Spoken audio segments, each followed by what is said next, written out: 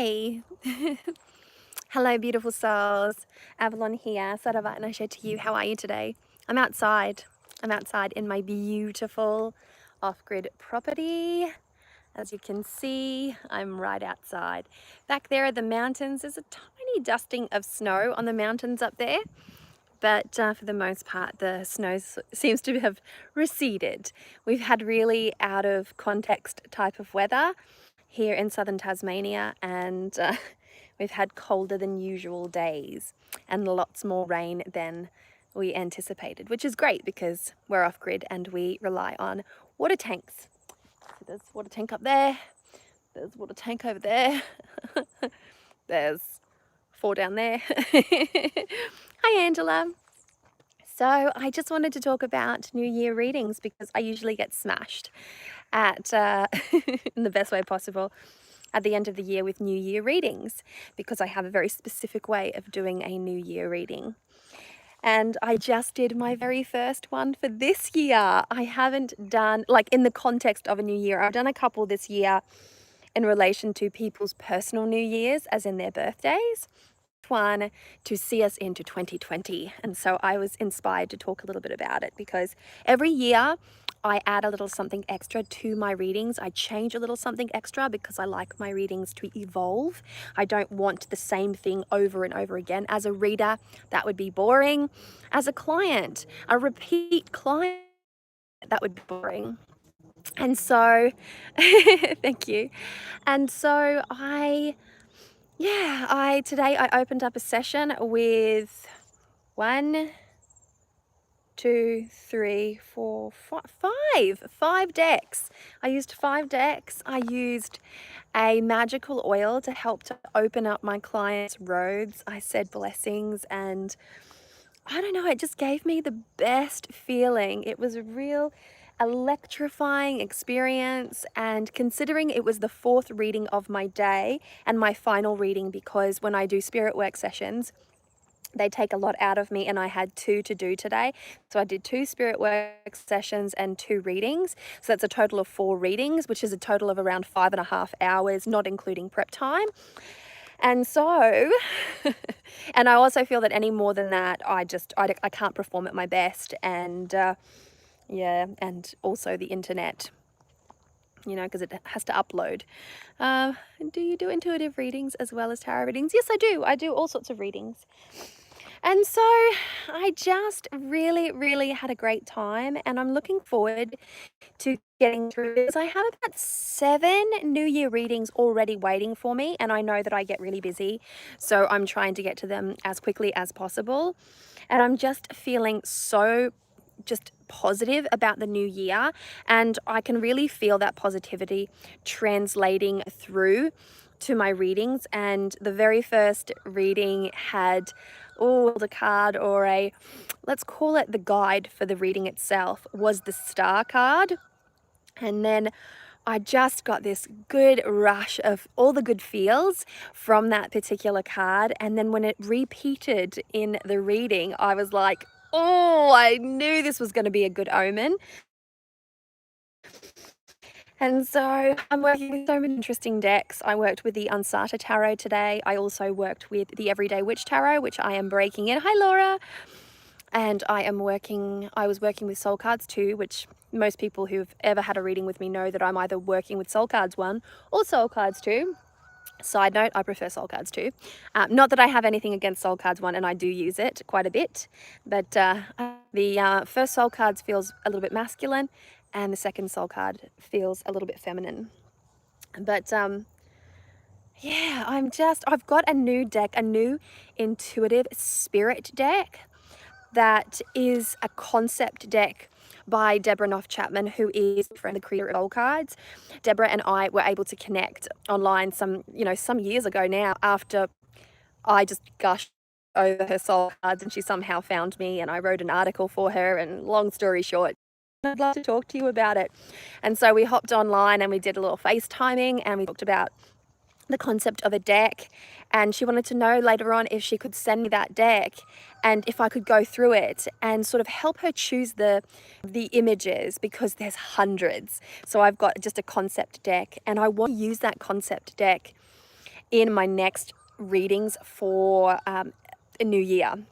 And I don't want to provide a meaning for them. I want to use them and allow them to be the guide for the year, because that is the intention. And because they are an intuitive deck, in the same way as soul cards is intuitive, they remind you of an image, but they're not exactly like the image in that way. Like, it's not like anything, and yet it reminds you of something. That's the freaky thing about soul cards. And because of this new deck that I'm working with, I have been working with one card. I cracked it. I gave a brief flip through. I didn't even look at all the cards, and I closed it up because I'd found the one that I was going to work with. Fast forward 7 weeks, I'm still working with it. A soul cards one, yes. Soul cards 2, there is also soul cards 1. Yep, there is. And I do like soul cards 1. I've used it a lot. I only purchased soul cards 2, and then I worked with soul cards 2 flat out, and then I switched back to soul cards 1 and back to 2 and back to 1 and back to 2, and now I'm firmly at 2 for a while because I do prefer it. I would like to mix some of the images up, but because the backing of my 2 decks, one is blue and one is pink, it doesn't match, and I would know. And that bothers me. So I have just been having the most fun with the Concept New Year decks, because I like to weave new concepts into my, did I say decks? I meant readings.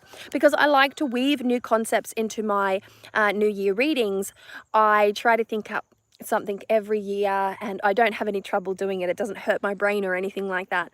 But because I am here right now talking to you about this intuitive deck, I'm thinking about utilizing it in reading space for New Year's, perhaps a New Year guide for folks. But I'm so excited. My New Year readings, they are taxing. They do take it out of you, because they are the 12 cards for the year, plus a soul card, plus an opener, plus 2 separate oracle decks, and then anything else that I feel like bringing in their measure, plus the opening session, plus the ritual aspect, plus all the chatter that I give, because I give people metaphysical and magical tips and tricks and little hacks for their year to help to keep them focused, to retain a sense of flow, to remain grounded and centered.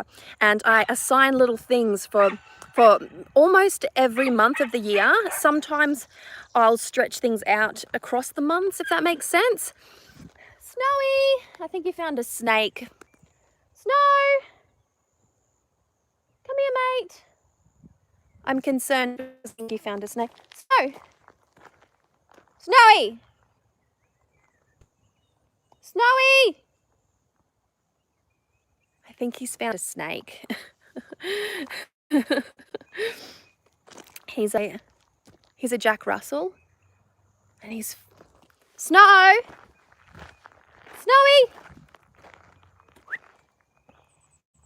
Look at him go.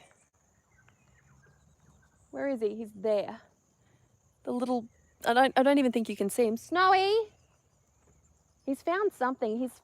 Sorry about that, guys. I just have to be really careful with him because we have quite poisonous snakes around here. Come on, Snow. Come on. And the kids and I love this little puppy. Hey, Snow. Hey, Snow, Snow. Hi, Bubby. What are you doing? What are you doing? What are you doing? What are you doing? You found a snake, did you? Anyways, it's starting to rain, so I might have to go inside, and all 3 of my children, I'm vlogging outside, well, I'm living outside, because all 3 of my children are homesick today from school, which is a bit of a shame. My father is unwell at the same time, and I worked all morning, and I was just at the top uploading videos, all my client sessions for the day. And iMovie was giving me hell.